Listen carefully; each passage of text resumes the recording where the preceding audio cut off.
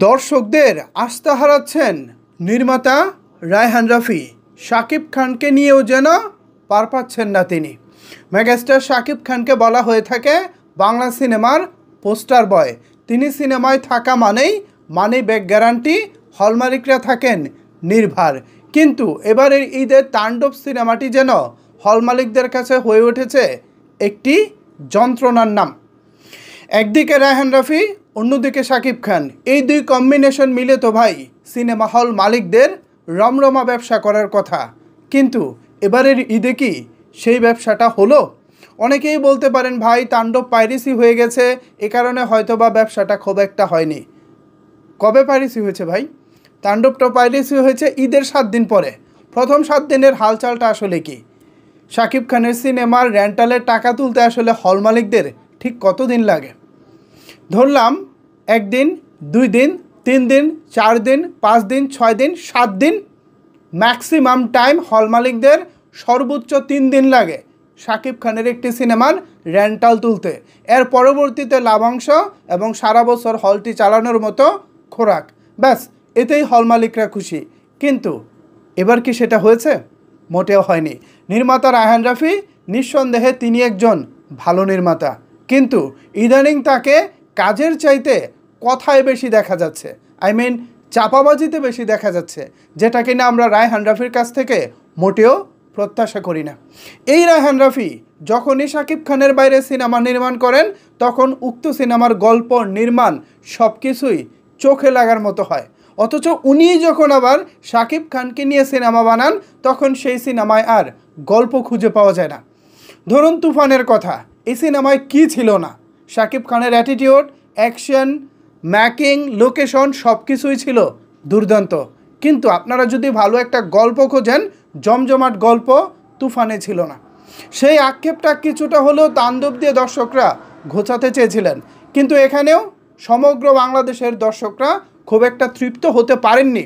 কেন হতে পারেনি? এটা অবশ্যই নির্মাতা রাফিকে খুঁজে বের করতে হবে।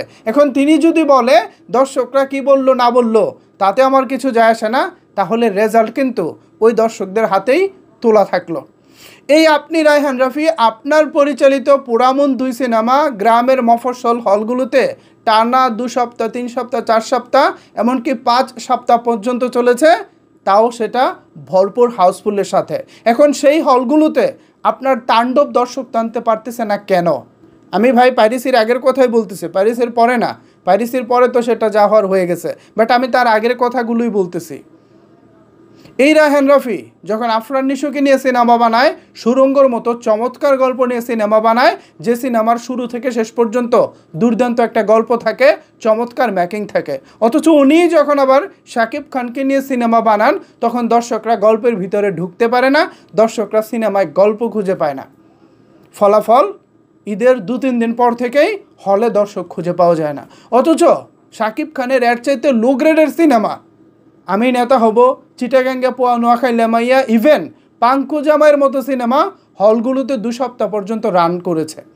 সেখানে রায়হান রাফির তাণ্ডব 2 সপ্তাহ রান করতে পারে নাই।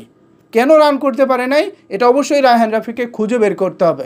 এখন তিনি যদি মনে করে আমি কিছু একটা হয়ে গেছি, আমি যা দিব তাই দর্শক খাবে, এটা আসলে ঠিক না। আপনাকে দর্শকদের পালস বুঝতে হবে। আমরা আপনার শত্রু না, আমরা আপনার ভালোটাই চাই। দ্যাটস ওয়াই আপনাকে নিয়ে কথা বলতেছি, নাইলে আপনাকে নিয়ে কথা বলে সময় নষ্ট করার মতো সময় সত্যিকার অর্থে আমাদের কাছে নাই। বাট আপনাকে আমরা পছন্দ করি, আপনি ভালো একজন টেকনিশিয়ান প্লাস একজন নির্মাতা। সো আপনি যদি ভালো গল্প নিয়ে দুর্দান্তভাবে সাধারণ দর্শকদের মন জোগাতে পারেন, এতে আমাদের চলচ্চিত্র উপকৃত হবে। এজন্যই আপনাকে নিয়ে কথা বলা, না হলে আপনাকে নিয়ে কথা বলতাম না ভাই। সময় আছে, দর্শকদের পালস বুঝুন, দর্শক কী চায় সেইটা নিয়ে কাজ করুন। আপনার মন গড়া একটা বিষয় দর্শকদের উপরে চাপিয়ে দিবেন, এটা তো আসলে দর্শক গ্রহণ করবে না। ফলাফল তাণ্ডব সিঙ্গেল স্ক্রিনে কেমন চলেছে বা কেমন চলতেছে, এটা আপনি আমার চাইতে অনেক বেশি ভালো জানেন। সো এখনও সময় আছে, দর্শকদের পালস বোঝার চেষ্টা করুন। কথা নয়, আমরা কাজে বিশ্বাসী হতে চাই নির্মাতা রায়হান রাফি ভাই। তো ভিউয়ার্স, রায়হান রাফি সাহেবকে নিয়ে যদি আপনাদের কোনো কিছু বলার থাকে, তাহলে অবশ্যই সেটি নিচের কমেন্টস বক্সে জানাতে পারেন। ধন্যবাদ সবাইকে এতক্ষণ আমার সাথে থাকার জন্য।